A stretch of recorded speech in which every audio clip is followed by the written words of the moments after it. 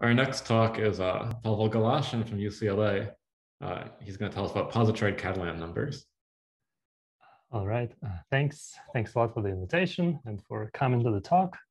So this is going to be joint work with Thomas Lamb, and there's two papers on the AlCoVE, very recent ones, and one is about geometry and another one about combinatorics. So the talk is going to be have two parts. There's going to be combinatorics motivated by geometry.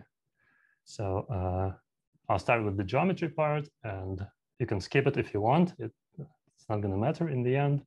But the ambient space is the Grassmannian, which is just the set of all linear k-dimensional subspaces of C to the n. So just all k planes through the origin. And if you pick a basis, then you get a full rank k by n matrix. If you pick a different basis, you get different matrix related by row operations. So, and that's that's the definition that I want to use today. And the Grassmannian is subdivided into these little pieces called open positroid varieties. They were introduced by Knudsen, Lamb, and Speyer, and I'm not going to define them, but they are pretty remarkable. So let me define the top dimensional. There's one piece that's top dimensional, open, and it is given as follows. So I take all these, so I take all full rank k by n matrices such that their cyclically consecutive maximal minors are non-zero. That's the whole definition. So for example, let's see if I can try an example for k equals to 4 and k equals to 2 and n equals to 4. And what I'm going to see is, well, I take my 2 by 4 matrices, and I know that the first k columns have non-zero determinant. So I can apply my row operations to uniquely to make them into the identity matrix. And then the other entries are going to be some, complex numbers, which have to satisfy these extra inequalities. So for instance, A has to be non-zero, and then AD minus BC has to be non-zero. And then there's one more minor which wraps around. So D has to be non-zero as well. And that's it. So you get some sort of topological space like this. And two questions that I'm going to ask. Well, first of all, this is defined over any field in exactly the same way. So I can, for instance, ask, like, let's say I consider this over the finite field with Q elements, then, how many points, this becomes a finite set, so how many points over FQ? And yeah, we can count that. That's pretty easy, right? You can just directly, so let's see. I can say I have A equals, A is non-zero, so there's Q minus 1 options for A, Q minus 1 options for D, and then BC has to be not equal to AD, which is not 0, right? So there's like Q squared options for B and C, and then you have to subtract Q minus 1 solutions to this equation. So whatever, you get some polynomial in Q, right? And the second natural question is, I want to, instead of working over FQ, I want to consider this over C, and I want to find the Betti numbers. Right? So I want to find the Poincare polynomial, which encodes the dimensions of the cohomology. And this is harder, right? Because this is a 4-dimensional complex manifold. It's real dimension 8, and that's hard to draw. But there is a homotopy equivalence from this space to a 4-dimensional space, which is much easier to draw. So here's a picture. Here's a picture of the 4-dimensional space, which is homotopy equivalent to my original space. Right? It's just a circle times a pinched torus like this. Right? So, and you can see the homotopy equivalence. Originally this was a C star, and now this becomes a circle, and etc. Yeah, so once you have such a product, then it's very easy to compute the Poincare polynomial. You just multiply the corresponding Poincare. So I'm going to denote the Poincare polynomials like this, right? So the Betti numbers of the circle are 1 and 1. Betti numbers of the pinched torus are 1, 1, 1. And so I get this polynomial here. And first of all, you see that these two polynomials look sort of related. Unexpected, right? Because here I had homotopy equivalences don't really preserve the point count, so it's not clear why this should be similar to this. But in general, they're going to be different polynomials. And my first goal is to describe these polynomials explicitly. And before I even do that, let me even just remind you what happens, what's the answer to these two questions for the case of the Grassmannian instead of the positroid variety. So let's say I take the Grassmannian and I ask what is the point count. Then the answer is, this is like classical. Using sugar decomposition, you can prove that the answer is the Q binomial coefficient. And if you compute the Poincare polynomial, right, then, well, first of all, the odd cohomology is going to vanish.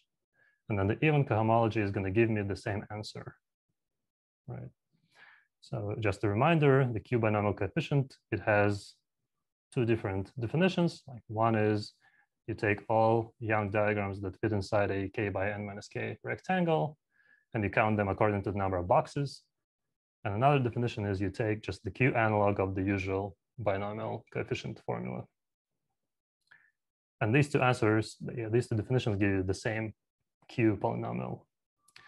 Now, what I'd like to do is instead of, so this sum is basically over all lattice paths inside a k by n minus k rectangle.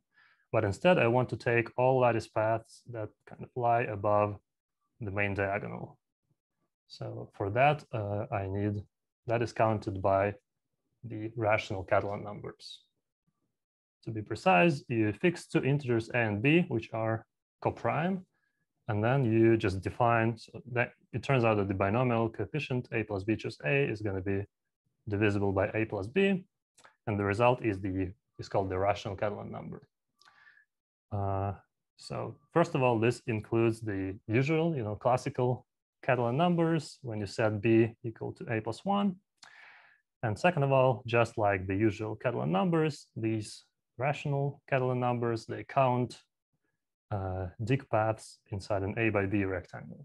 So you take an a by b rectangle, you draw the main diagonal. Because the a and b are coprime, it's not going to hit any lattice points. So and then you just take all these dig paths above the main diagonal. And the number of those dig paths is going to be given by this formula here. All right. So what I'm going to try to do next is I'm going to try to combine somehow, combine these Q analog with the rational Catalan number and see what happens. So first of all, let me copy the definition. I'm going to replace the a plus b by n and a by k. So my rational Catalan number is going to become just 1 over n times n choose k. And here's my Q binomial coefficient. So let me try to state the pre-main result of this talk, the geometric result. So let's assume that the k and n are coprime for simplicity. Then you can compute the point count and the Poincare polynomial as follows.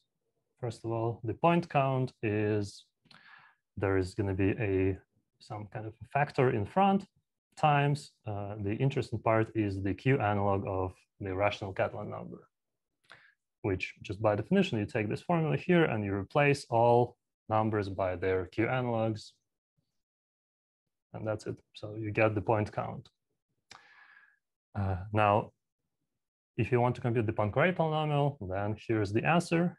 Again, there's a factor in front times some other Q analog of the rational Catalan number. So remember, this counts dig paths inside an a by b rectangle. So if I take all these dig paths and I take Q to the area, where area is the number of boxes between the diagonal and the path. Yeah, this is very similar to this definition here, basically. Then I get the Poincare polynomial. And it's important to know that unlike for binomial coefficients, these two polynomials are genuinely different. They have nothing to do with each other. Just to check, is the first quantity the same as the R polynomial, where W a Grassmannian permutation? Yes, right. That's the this is a special case of the Kazhdan-Lusztig R polynomials. Yeah. Okay. So now, by the way, let me mention some probabilistic interpretation of this result, because, well, we know the point count of the whole Grassmannian. We know the point count of the top open positroid variety, right? And if you divide one by the other, you see that it kind of cancels out. And what you get is a very simple answer. So here's the probabilistic version, is that if you take the Grassmannian, right? So you over FQ. So you take a uniformly random linear k-dimensional subspace of FQ to the n, then the probability that it belongs to the top open positroid variety is just q minus 1 to the n over q to the n minus 1. So, and this is a slightly, I mean, it's good that this is less than 1, but what's weird about it is that this does not depend on k. Somehow the statement depends on k, but the answer does not. And we don't have any explanation for this. I mean, we know how to prove it, but we don't see a direct reason why this should not depend on k. Yeah. So anyways, going back to this theorem, you know, these two results still look very similar. So you want to find a common generalization. And let me just very briefly explain what the common generalization is. So here's the theorem again. And first of all, what is the thing that generalizes the left-hand sides? What is the something that gives you the point count and the Poincare polynomial at the same time? And the answer is that there is such a thing. It's called the Deligne splitting. So it's something that's kind of hard to compute, but basically what happens is that you have your variety. Right? You can take the cohomology, which is going to be a graded vector space. Now, secretly, there is a second gradient. There is a canonical second gradient, which does not involve any choices. It's just there. So this becomes a bigraded vector space. And in particular, you can define the bigraded Poincare polynomial, also known as the mixed Hodge polynomial, by just recording these bigraded dimensions of your pieces. And yeah, so, and by the way, it's convenient to take the fractional powers of Q and T like this, so that the half integer powers correspond to odd cohomology and integer powers correspond to even cohomology. And if you plug in t equals to 1, you get the Poincare polynomial. If you plug in t equals to like -1 over q or whatever, you get the point count. So somehow this polynomial depends on two variables and specializes to both of these at the same time. For the right-hand side, as many of you know, there is the famous Qt Catalan number, right, which was introduced by Garcia Hyman and lawyer Warrington. So it's just an explicit combinatorial Qt polynomial. You take the sum over dig paths of q to the area times t to the number of diagonal inversions, whatever those are. And as you plug in t equals to 1 or t equals to 1 over q, you get either the first or the second q analogs of these rational Catalan numbers. And finally, the main geometric result is that the Qt version, right, the bigraded Poincare polynomial up to a stupid factor is equal to the Qt rational Catalan number. So, and that's only for the top positroid variety, right? Remember, there are many different pieces, and so far I've only considered the top dimensional piece. Now, let me try to briefly also explain what happens for the lower pieces, lower dimensional pieces. So here's the theorem again. And so how many positroid varieties are there? And roughly speaking, this is not true, but roughly speaking, they are labeled just by permutations. For the purpose of this talk, this statement is true, even though it's generally false. They're labeled by permutations. You give me a permutation, I'm going to give you an open positroid variety inside the Grassmannian. And for us, the most interesting case, like you see, the GCD is equal to 1. So the most interesting case happens when your permutation is a single cycle. If it's a single cycle, then you have your k by n matrix and it has columns. So you can rescale the columns by non-zero complex numbers, and that action is free if and only if your permutation is a single cycle. And if that action is free, then your polynomial here is going to be divisible by the stupid factor. So in particular, you can divide and what you get. So here's the main result, which generalizes this result here. What you get is that, so for an arbitrary permutation that's a single cycle, the bigraded Poincare polynomial is up to a stupid factor equal to the, what we call the F Catalan, QT F Catalan number, right? So it's the, well, there's a way to associate a knot to your permutation. And then if you take the famous knot invariant, you know, the Havana-Forzansky homology, it gives you a polynomial, and then that polynomial is what appears here. So somehow this theorem is a relation between the geometry and knot theory. Right. And using the theory of cluster algebras, we were actually able to show that both of the left-hand side and the right-hand side here are QT symmetric and unimodal. Can you see the QT symmetry also on the two different gradings on the left of the previous page immediately? What is CFQT? Okay, so can you see the QT symmetry? Yeah, so that's the claim here. Right? QT symmetry is true. Geometrically, it is possible to prove. Combinatorially, it's very hard even for the usual Catalan numbers. Unimodality is, by the way, new for these rational Catalan numbers already. And what is the specialization that Q equals T equals 1 is an excellent question. And the whole second part of the talk is going to be about that. Yeah. So for now, the one thing I want to emphasize is that you give me a single cycle, and I give you a polynomial in Q and T, which is combinatorially nice. So the motivation is like, let's study these polynomials and maybe specializations and stuff like that. So that's where the combinatorics part begins. And from now on, there's going to be no geometry. Right? So let's say I start with a permutation, which is a single cycle. And so let me try to draw a random permutation. Right? So I'm going to label the numbers from 1 to up to n-1. And the first thing I'm going to do is I'm going to try to draw it in a slightly different way. So instead of drawing it like this, I'm going to draw it like this. And the thing on the right, it contains the same information, but I'm going to call it a bounded affine permutation. So first of all, it's a map. It's a bijection F tilde from the integers to the integers. And it is uniquely characterized by the following properties. So first of all, if you just reduce modulo n, then you recover your original permutation. So 0 goes to 2 and 0 goes to 2, etc. The second condition is that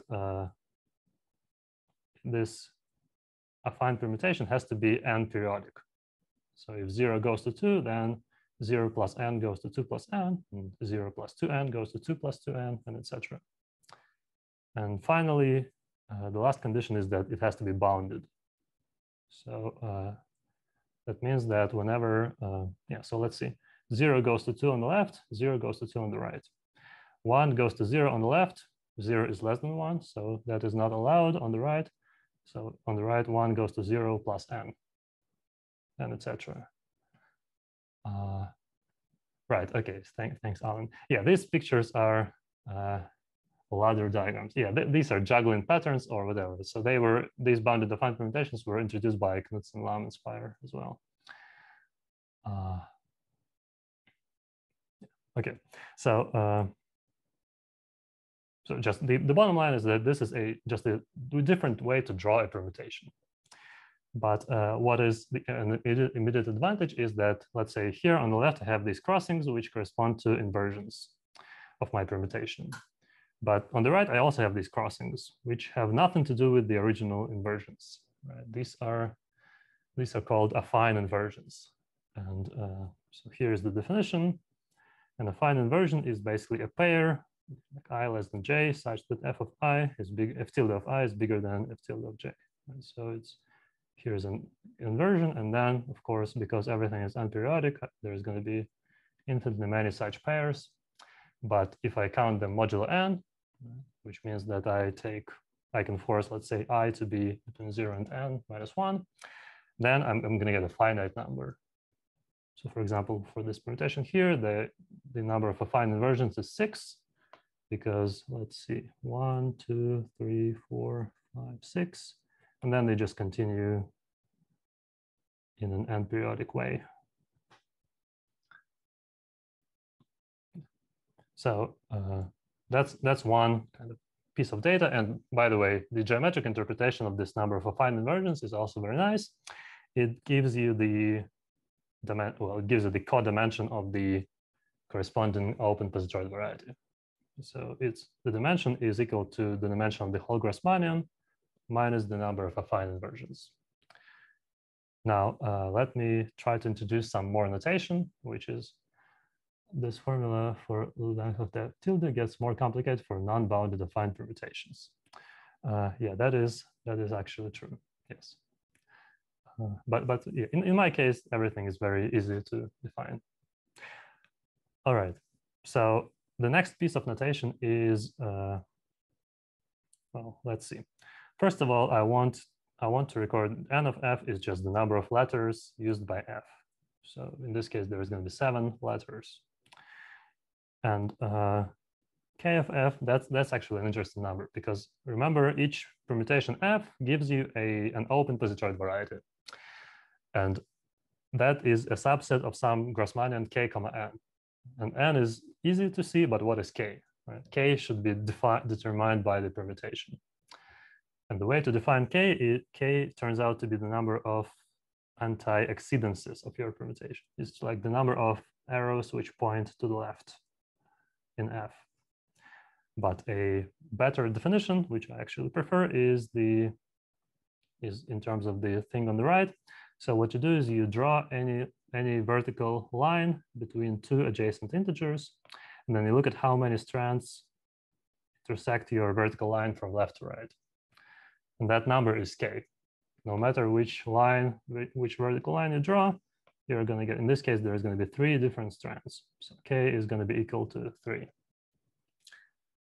Yeah. And finally, so the main kind of object that I'm going to consider next is this pair of integers, gamma of f, which is just k comma n minus k.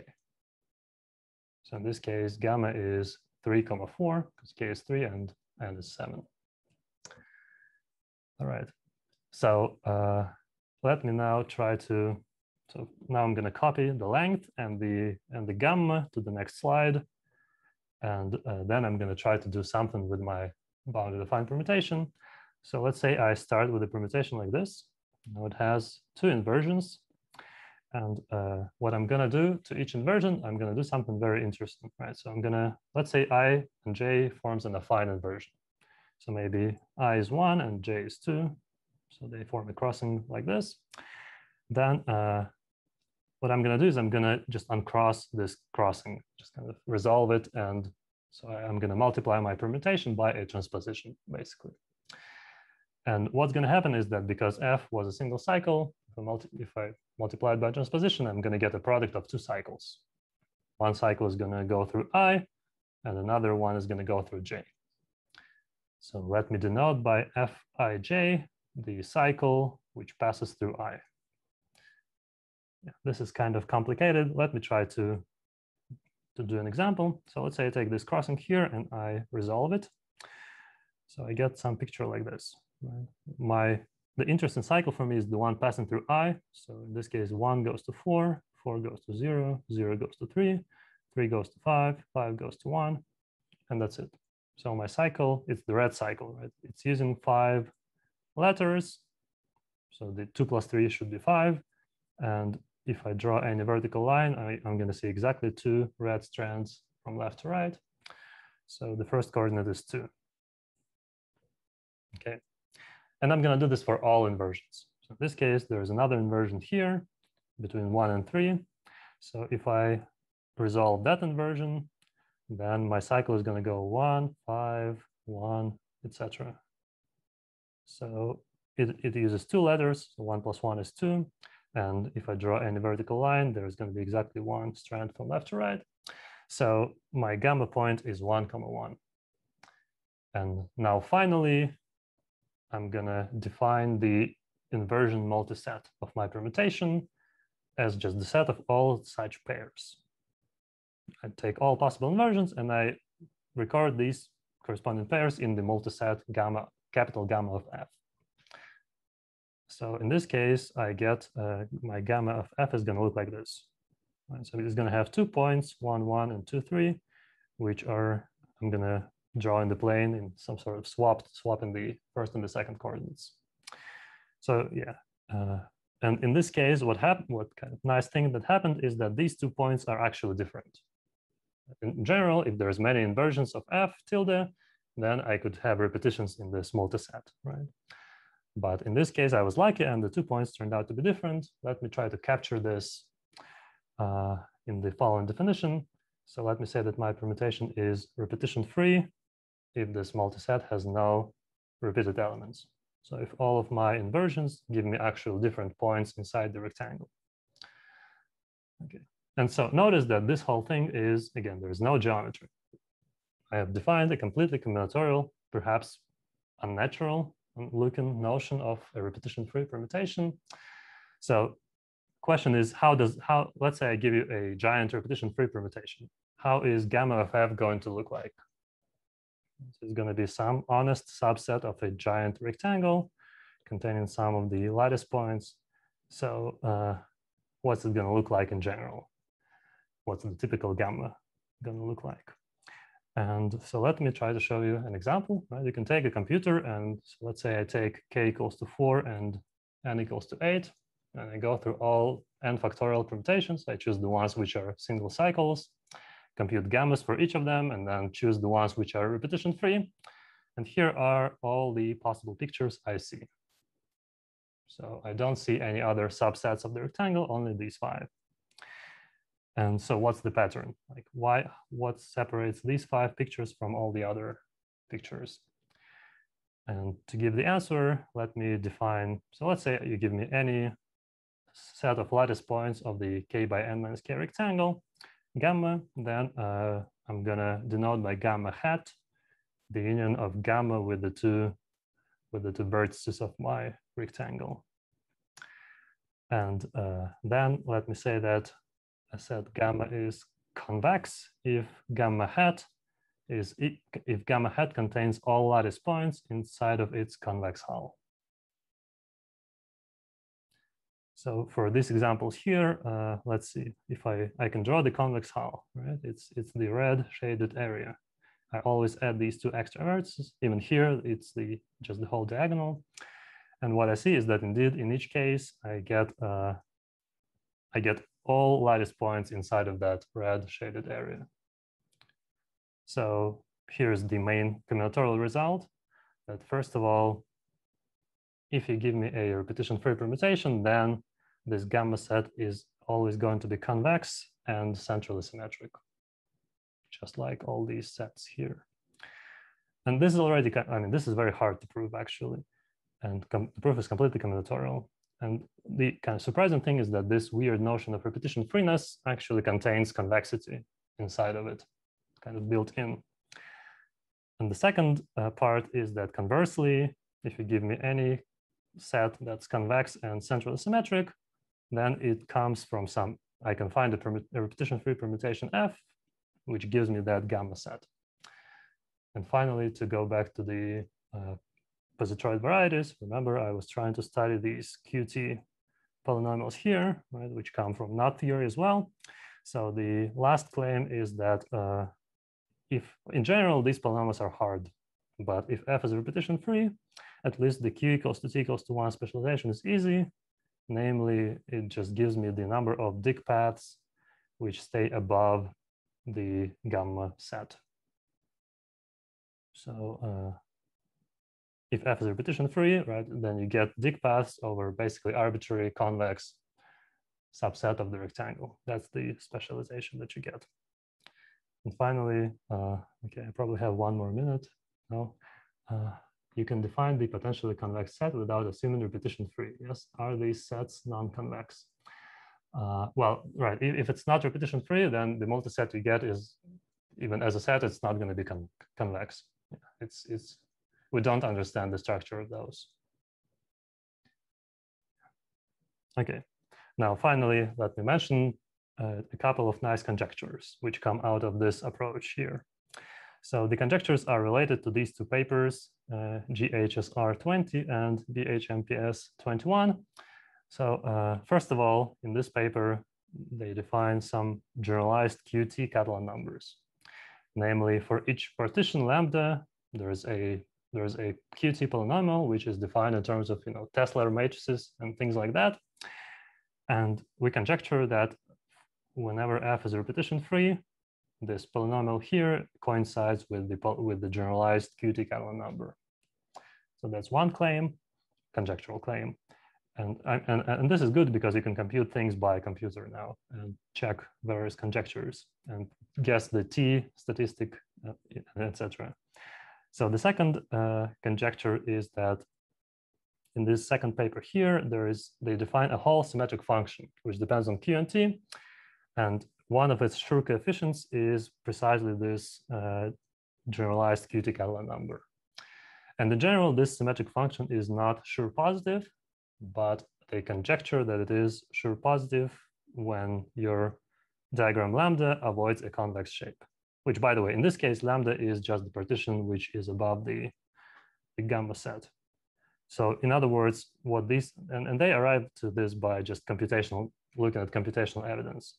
And they see that they conjecture this, they give exactly the same set of lambdas as we get from these repetition-free permutations. So that's it. Thank you very much. Good. Let's thank Pavel.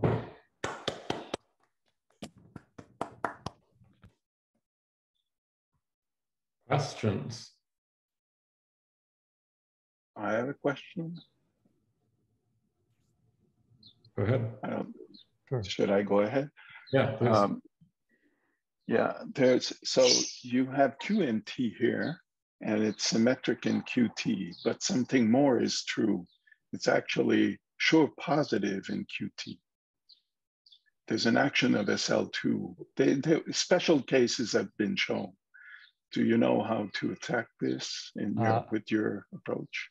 Yeah, so in our case, it also comes out of geometry that there's an SL2. Well, yeah, basically there is like a Lefschetz class which generates the sure positivity in this case. Yeah, but combinatorially we don't know how to see that.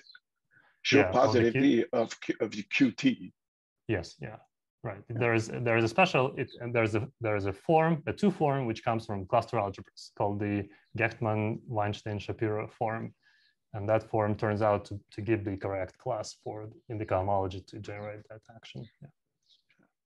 And also, you had the assumption that K and N were co-prime, but actually, all this story works without this condition. You know how to do it in your context. Right. Yeah. We have results for arbitrary K and N and arbitrary number of cycles. Actually, for arbitrary K and N, the knot theory people have already computed the corresponding QT polynomial. It's a link. Right. Yeah, it's a link, and then they know the answer. So by our result, we also basically know the answer. And even for arbitrary cycles, there is a general. You have to consider not just the usual cohomology, but equivariant cohomology. But other than that, there is a similar result in that case as well.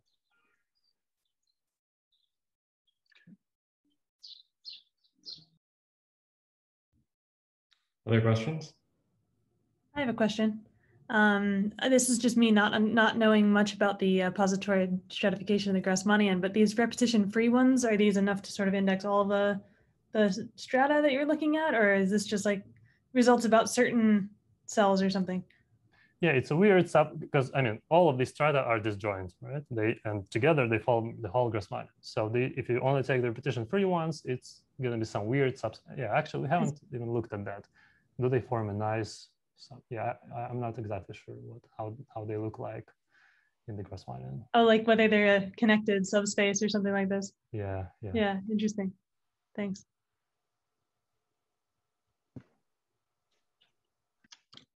Hey, I have a question, which might be related to the question Rizzi asked. So, do you know how to describe these repetition-free in terms of Plebit graphs? The Positroid cells that you get? Yeah, I don't think we know. We looked at that and yeah, no idea actually. Okay, thanks. Yeah, but that's a great question. Yeah, we tried that and we failed. Can you count? Can you count the repetition-free ones? We counted them and we didn't find any patterns. Oh, there is, well, hold on, there's, yeah, we couldn't find any patterns in the counting, but there were some patterns that they satisfy related to, let's see. So yeah, if you take a repetition-free permutation, you can find the crossing and you can move it up between 1 and 2. You can kind of conjugate by transposition of 1 and 2, and then you can move crossings like this. And what it seems to be true is that modulo these kind of conjugation moves, modulo these conjugation moves, gamma is basically the only invariant. So many different repetition-free permutations give you the same gamma, but conjecturally they're all related by cyclic shift and these conjugation moves. But and even gammas, we tried to count those, and we also didn't find anything on the OEIS. Okay, let's thank Pavel again, and we'll relocate to the gather town, and you can always ask more questions in person.